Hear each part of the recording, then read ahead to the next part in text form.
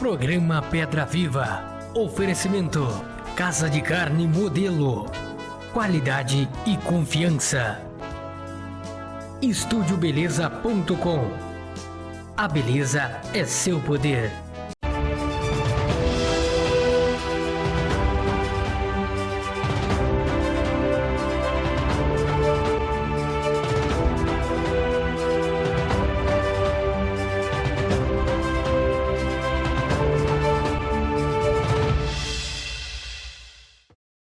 Olá, internauta, aqui estamos com o nosso programa Pedra Viva pela Conectaí TV.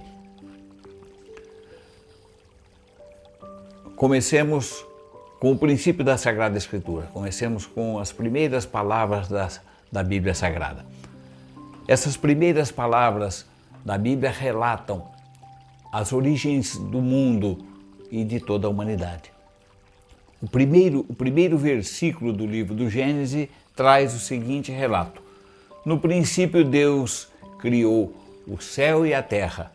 Ora, a terra estava vazia e vaga, e as trevas cobriam o abismo, e um vento de Deus pairava sobre as águas.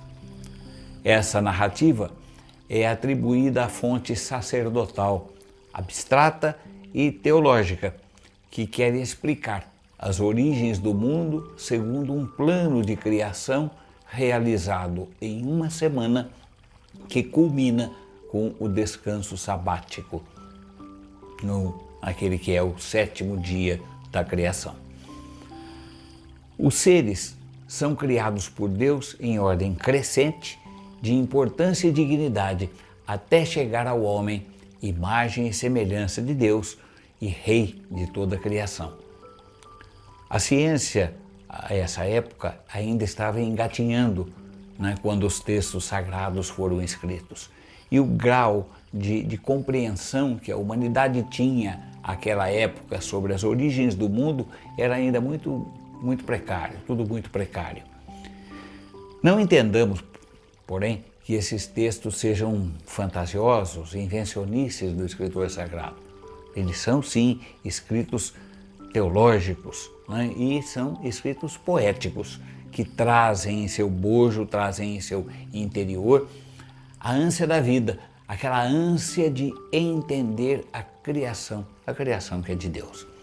Dessa forma, o escritor sagrado se expressa querendo dizer o seguinte: quando não havia nada, quando não existia o mundo, Deus já existia, porque Deus é eterno.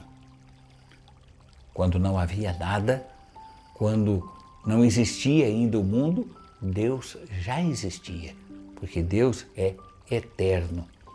E o princípio de tudo, da marcação do tempo, se dá quando Deus cria, quando Deus dá origem ao universo. Mistério que não somos capazes de entender e muito menos de explicar. Há um escritor português, José Saramago, pensador e contemporâneo dos últimos anos, ele diz: é preciso sair da ilha para ver a ilha. Nós não nos vemos se não saímos de nós. Então, ainda que tenhamos certeza de que nada possa passar despercebido dos nossos olhares, mais críticos e aguçados que sejam, nada somos e nada sabemos. Nem de nós mesmos, muito menos acerca desse mundo que nos fascina. Vivemos como se soubéssemos o segredo da vida. Quem somos e para onde vamos?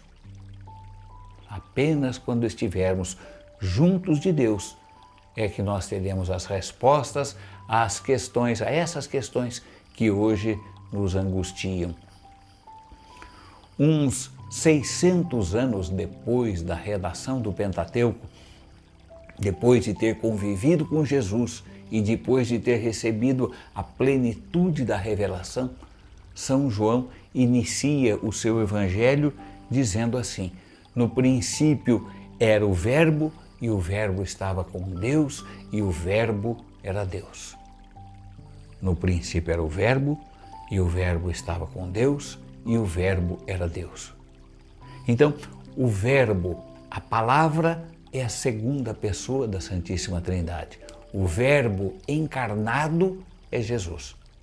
Jesus veio ao mundo para anunciar aos homens o reino de Deus.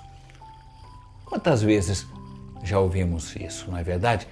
Quantas vezes já não ouvimos que Jesus veio ao mundo para anunciar o reino de Deus? Mas nós não nos damos conta da importância, do peso, do valor dessas palavras. O Deus Criador do mundo, Pai de todos nós, de tal maneira nos ama que envia seu Filho unigênito para que, encarnado em um corpo humano, viesse nos revelar que a salvação, a felicidade eterna está ao nosso alcance. Mesmo que isso lhe custasse dor e sofrimento, paixão e morte em uma cruz, Jesus não deixou de beber o seu cálice e nos dar essa boa nova, essa boa notícia de que o reino de Deus já está no meio de nós, que o reino de Deus já começa a acontecer desde o momento em que nascemos e vai se concretizar plenamente ao final, quando chegarmos até Deus, depois que passarmos por essa vida.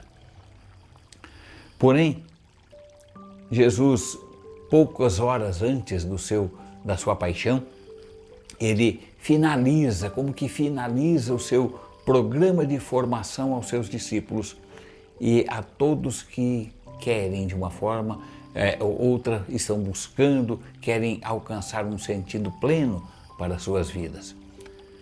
Quando ele se reuniu com os seus naquela última ceia, em meio aos adeuses e despedidas, Jesus tomou o pão em suas mãos, o abençoou, o partiu e lhes disse: isto é o meu corpo, comam todos dele, façam isto em minha memória.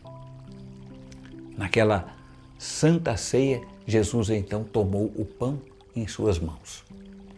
Do mesmo modo que o Mestre Jesus nos toma como discípulos em suas mãos. Ele nos escolheu. Lemos isso lá na primeira carta de São João. Jesus diz: nós o amamos a ele porque ele nos amou primeiro, fala São João. Nós o amamos a ele porque ele nos amou primeiro. Primeira carta de São João, capítulo 4, versículo 19. Jesus nos escolheu para trabalhar na sua vinha. Jesus quer contar conosco nessa obra da salvação da humanidade. Nós podemos contribuir com Ele, porque é Ele quem nos forma, é Ele que nos capacita, é Ele que nos toma da mesma maneira nas mãos como o oleiro toma o barro em suas mãos. O barro nas mãos do oleiro. Essa é uma figura interessante que lemos lá em Jeremias, capítulo 18, versículo 6. Não poderei fazer de vós como fez este oleiro, ó casa de Israel, diz o Senhor. Eis que como o barro nas mãos do oleiro, assim sois vós nas minhas mãos, ó casa de Israel. O barro, ele é composto de terra e água nas proporções adequadas. Muita água, o barro se transforma em lama. Pouca água, falta d'água, vira terra seca. Também impossível de se dar forma, de se modelar. Dessa forma também é o homem. Tem qualidades e virtudes, mas também tem suas limitações. Nas mãos de Deus, nós vamos sendo modelados nessas qualidades e nas nossas limitações. Lembremos-nos lá do livro do Gênesis, lá no capítulo 2, versículo 7, o Senhor Deus formou, pois, o homem do barro da terra, né? Ele soprou em suas narinas um sopro de vida e o homem foi feito alma vivente, diz a palavra.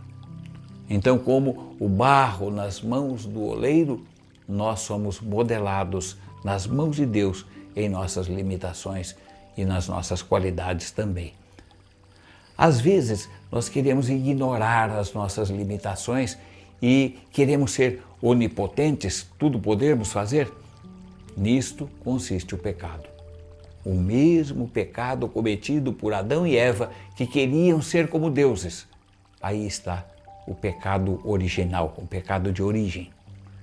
Tenhamos então, internauta, consciência das nossas limitações. Não somos o centro do universo. Porém, apesar das nossas limitações, nós fomos criados por Deus. Temos as capacidades com as quais Ele nos dotou. Nós não podemos ignorar essas capacidades. Vejamos, por exemplo, o que aconteceu com Moisés. Após o encontro que ele teve com Deus na sarça ardente, nós lemos isso lá nos capítulos 3 e 4 do livro do Êxodo, o Senhor incumbe a Moisés de voltar ao Egito e conduzir o povo para a liberdade. Lembremos-nos, com mais ou menos 40 anos, Moisés, que havia crescido dentro da casa do faraó, então criado para exercer a autoridade, uma pessoa livre, uma pessoa forte, uma pessoa com poderes, ele se descobre hebreu, quer resgatar o povo hebreu da miséria do Egito, da escravidão, e nesse afã de querer realizar ele próprio a salvação, ele acaba matando um egípcio e por isso ele foge para o deserto de Madian. Nessa fuga de Moisés a Madian, ele como que atrasa o plano de Deus aí uns 40 anos. Depois de uns 40 anos, ele apacentando as ovelhas do rebanho de seu sogro Jetro, ele chega até mais além no deserto e se encontra com Deus naquela sarça ardente. E ali naquele encontro, naquele diálogo com Deus, o Senhor o incumbe de que ele deveria de voltar, assumir a sua missão, resgatar o povo que estava cativo lá no Egito. Mas Moisés reluta, Moisés não quer assumir a missão. Ele tenta se desvencilhar daquela situação por todos os meios e começa como que procurar desculpas. E ele diz: Senhor, eles não me crerão, eles não ouvirão a minha voz, né? Porque dirão, o Senhor não me apareceu. Né?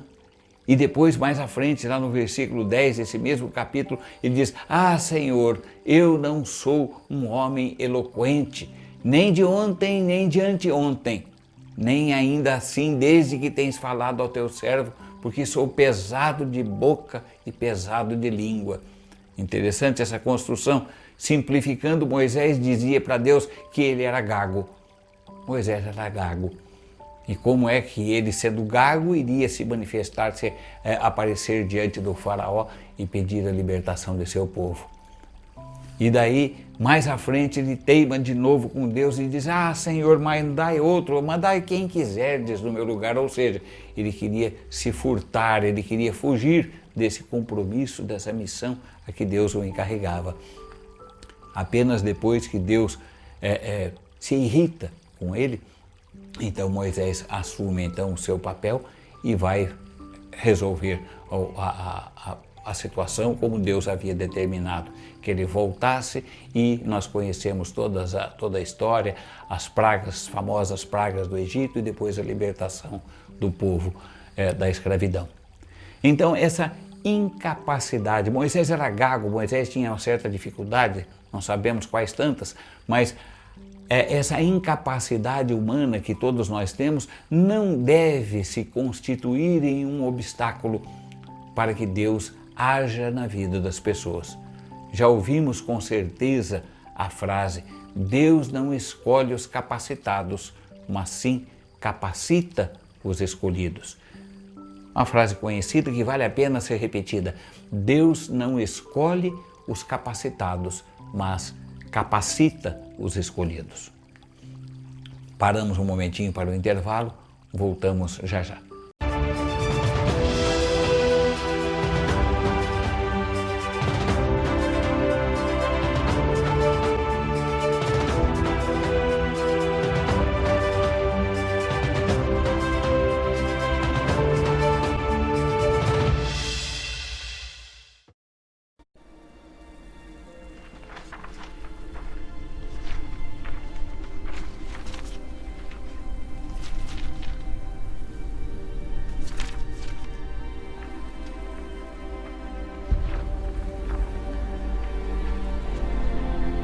passará o céu e a terra, porém as minhas palavras não passarão.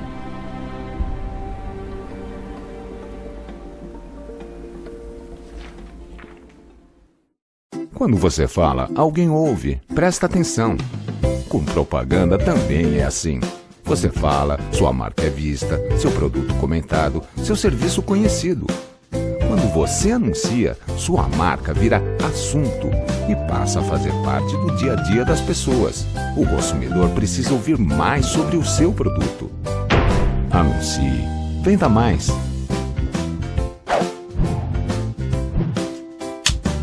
Estamos no inverno, estação em que o ar é mais gelado e o calor é mais bem-vindo.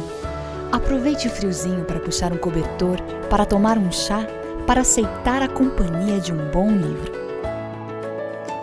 Na estação dos dias curtos e das noites longas, cada pedaço de sol nos lembra que a vida é feita de luz e calor. E se tudo se faz cinza, se nos galhos faltam folhas, se o frio machuca tanto a pele quanto o coração, lembre-se que a vida segue na promessa da primavera. Cada estação é um novo tempo.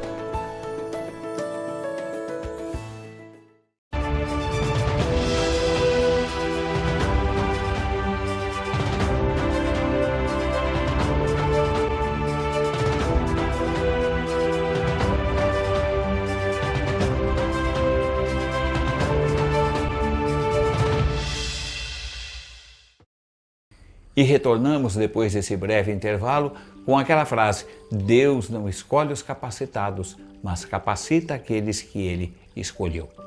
Nossa oração então deve ser sempre a seguinte: vem, Senhor, fazer tua obra em mim. Vem, Senhor, fazer tua obra em meu coração. Muitas vezes agimos como um computador que só realiza ações para as quais foi programado. Na maioria das vezes, nós nos acostumamos a viver segundo as programações que fazemos para as nossas vidas e às vezes até para a vida dos outros. Nós nos habituamos às coisas rotineiras. Precisamos sim ter a coragem de dizer como Saulo, que ao encontrar-se com o Senhor, e esse relato está lá em Atos 22, ele pergunta: Senhor, que queres que eu faça? Será que dizemos isso nas nossas orações, nas nossas conversas com Deus? Nós dizemos com frequência: Senhor, que queres que eu faça? Jesus, retomando a figura do barro nas mãos do oleiro, então Jesus nos toma nas suas mãos, né? E tomando-nos em suas mãos, Jesus nos abençoa. Somos abençoados por Deus, mas nem sempre nós nos damos conta dessa bênção de Deus. Nós pedimos a bênção, clamamos pela bênção, Deus nos abençoa e nós não nos apropriamos dela. Nós não vivemos como pessoas abençoadas por Deus. Por que isso? Porque nós não a ouvimos. Nós não ouvimos a bênção de Deus, não a escutamos com o nosso coração. Lá no Evangelho de Marcos, capítulo 12, né, nós lemos que um escriba, certa vez, se aproximou de Jesus e lhe perguntou: qual é o primeiro de todos os mandamentos?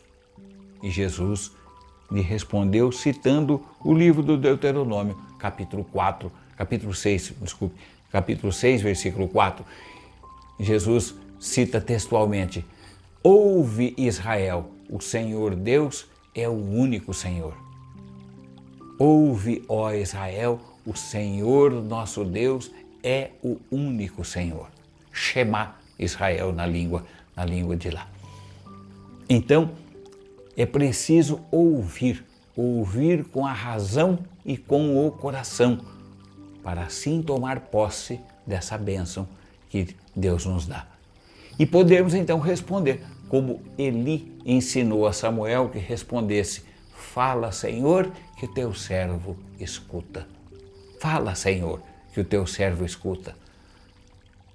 Às vezes nós nos colocamos diante de Deus para orar e oramos longamente, multiplicamos as nossas palavras e falamos, e quando Deus quer falar em nosso coração, nós nos levantamos e vamos embora e mudamos de foco. É preciso que escutemos o Senhor que fala no nosso coração. Fala no ouvido, mas fala no coração. Precisamos ouvir a voz de Deus. Uma pessoa surda de nascença, o surdo, ele jamais poderá falar. Por que ele não fala? Porque ele não pode ouvir os sons das palavras e, consequentemente, ele não consegue reproduzir esses sons. Então, o surdo é também mudo. Se nós não ouvimos a Deus, não podemos falar em seu nome.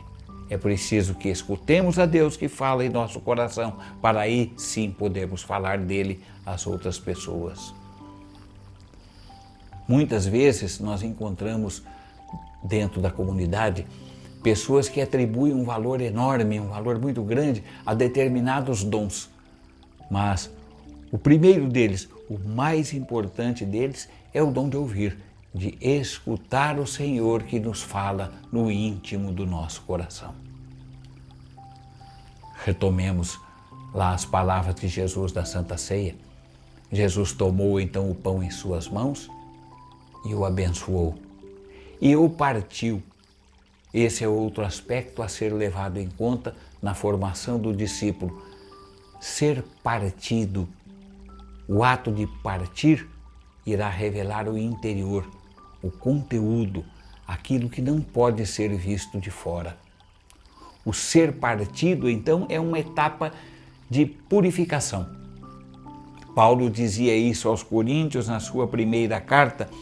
Ele dizia: purificai-vos do fermento velho, para que sejais massa nova, porque sois pães ázimos, não fermentados. É preciso, então, que nós, docilmente nas mãos do Senhor, que já nos tomou em suas mãos e nos abençoou, que sejamos por Ele partidos, para que o nosso interior seja revelado. Da mesma forma que o ouro, o mais nobre de todos os metais, ele, para revelar a sua beleza, toda a sua beleza, ele precisa ser purificado. Recordo-me, internauta, que certa vez, há muitos anos, eu tinha uma amizade muito grande com um amigo dentista, e ele, além de ser dentista, ele era também exímio na arte da prótese, ele era um protético também muito bom. E às vezes eu ia até o seu consultório e nos entretínhamos ali na conversa ou na banca dele de trabalho. E uma manhã, ele trabalhando lá na bancada, ele me disse: Reinaldo, vai até a minha mesa e pega o ouro e traga para mim, para que eu possa fundi-lo aqui no cadinho. Eu levantei-me do lugar onde estava, fui até a mesa dele, procurei e não vi ouro nenhum. Voltei e disse a ele: não tem ouro nenhum lá. Ele falou: lógico que tem, eu deixei lá em cima da mesa. E eu voltei, procurei de novo, falei: sinto muito, você está sonhando. Daí ele se levantou e foi comigo e falou: aqui o ouro. E pegou um punhado para mim era arame enferrujado. Falei: mas isso é ouro? Isso é arame. Ele falou: não, isso é ouro, venha ver. E daí me levou até a bancada onde ele estava lá com o bico de bunsen aceso e colocou pedaços daquele arame, que para mim era um arame enferrujado, colocou junto com bórax e acendeu o fogo. E o ouro foi sendo purificado e foi parecendo aquele ouro 24 quilates, brilhante, lindo. Então, o ouro não deixava de ser ouro naquele estado de arame, só que ele precisava ser purificado. Então, assim, internauta, como o ouro, o discípulo precisa ser purificado e santificado para poder agir no serviço do reino, a serviço do reino. Às vezes nós pensamos que poderíamos realizar melhor o trabalho dentro da comunidade, a serviço do irmão, se tivéssemos melhores e maiores condições materiais. Nosso trabalho pastoral então seria melhor. Quase então que invariavelmente, quando rezamos, nós pedimos a Deus que Ele nos dê coisas. Quase nunca pedimos que Ele nos tire algo. Algo que nós temos dentro de nós mesmos e que nos atrapalha. O que é que nós deveríamos, antes de pedir que Deus nos dê coisas, que Ele nos retirasse do nosso coração o egoísmo, o materialismo, o orgulho, a soberba e tantas outras coisas que atrapalham o nosso crescimento espiritual. Para que nós mobiliemos uma casa, a condição necessária para colocarmos uma bela mobília nova, móveis novos na casa, é que ela esteja vazia. Então, não há como colocar móveis novos numa casa que já está entulhada de cacarecos de móveis velhos caindo aos pedaços. Para enchermos um copo de água, a condição é que o copo esteja vazio. Se o copo já estiver cheio de quaisquer outras substâncias, a água límpida não caberá ali dentro. Então, dessa forma é que nós precisamos ter nos desvencilharmos dessas coisas que não nos permitem crescer na nossa espiritualidade, na nossa santidade. Então é preciso que tenhamos em todas as nossas ações como discípulos, nós tenhamos essa pureza de intenção, que sejamos purificados pelo Senhor. Recordemos o caso lá dos Atos dos Apóstolos, Atos 5, em que Ananias e Safira foram fazer uma doação da venda do dinheiro da venda de um campo, mas eles não tinham boa intenção. E mesmo tendo feito doação de parte do produto da venda do campo, eles foram punidos. Durante a vida toda, o discípulo vai sendo purificado. E há várias formas de purificação. Uma delas é a perseguição do mundo. Certa vez, Pedro perguntou a Jesus qual seria a recompensa por tê-lo seguido, por ter abandonado tudo. E Jesus lhe respondeu, está lá no Evangelho, Jesus respondeu que eles receberiam o cêntuplo, vejam, 100 vezes, o cêntuplo de tudo, né? E acrescentou, mas com perseguições. O discípulo é perseguido pelo mundo. Em João 15 nós lemos, o servo não é mais que o seu senhor. Se a mim me perseguiram, também perseguirão a vocês, disse Jesus. Por isso, caro internauta, ser discípulo de Jesus não garante que a vida será um mar de rosas a partir de então. Teremos sempre as perseguições, os fracassos, porque nem sempre tudo aquilo que queremos realizar terá o resultado que nós esperamos. Então, nós seremos perseguidos e sofreremos os fracassos. Os problemas sempre continuarão existindo, muitas vezes maiores até que aqueles que tínhamos antes de começar a seguir a Jesus. São Paulo clamava a Jesus que lhe tirasse aquilo que ele chamava de um espinho na carne, um aguilhão, São Paulo dizia, um espinho na carne que me machuca. E o que responde Jesus quando Paulo faz essa oração? Jesus lhe disse, a ti basta a minha graça. E a graça de Deus, que é essa graça que Ele nos dá, não é para nos livrar dos problemas, das calúnias, da inveja, mas sim a graça de Deus nos vem para nos fortalecer, para que possamos enfrentar as tempestades, superar os obstáculos, vencer na caminhada os obstáculos que surgirem e conseguirmos chegar à salvação. Em João 16, nós lemos, no mundo terás tribulações, não temas, eu venci o mundo, diz Jesus. No mundo, repito, no mundo terás tribulações, nada temas, eu venci o mundo. Então Jesus vence o mundo por nós. Jesus nos sinaliza que a salvação está logo ali. Basta que nós trilhemos esse caminho, sim, de dores, de lutas, de perseguições, de calúnias, de inveja, de fracassos, enfim, a quantas e quantas coisas os filhos de Deus não estão sujeitos. Nós sabemos, vivemos isso em nosso próprio coração, em nossa própria vida muitas vezes, vemos isso acontecer na vida dos outros, mas não podemos jamais nos desesperar, porque Jesus diz, nada temas, eu venci o mundo. E com isso, hoje nós concluímos a nossa reflexão, né, para que voltemos num próximo programa, se Deus quiser.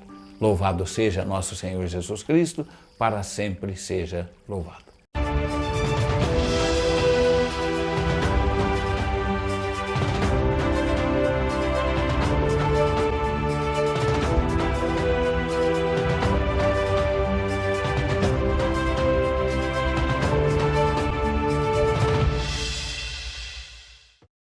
Programa Pedra Viva. Oferecimento: Casa de Carne Modelo. Qualidade e confiança. EstúdioBeleza.com.